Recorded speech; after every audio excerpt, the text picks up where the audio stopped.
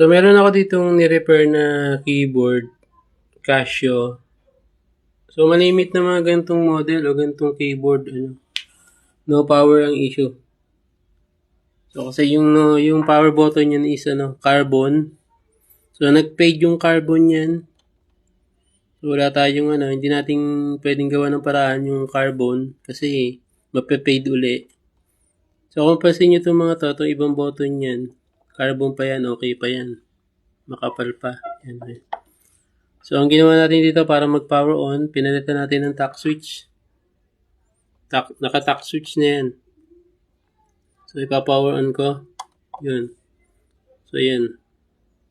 So, nag-power na. So, kalimitan sa mga ganitong keyboard, lagi issue is no power. Kasi nga, malimit, nape-fade yung carbon nito. So, hindi talaga siya magpa-power on. Doon sa may mga ganitong issue, so direct PM lang pag need ng repair.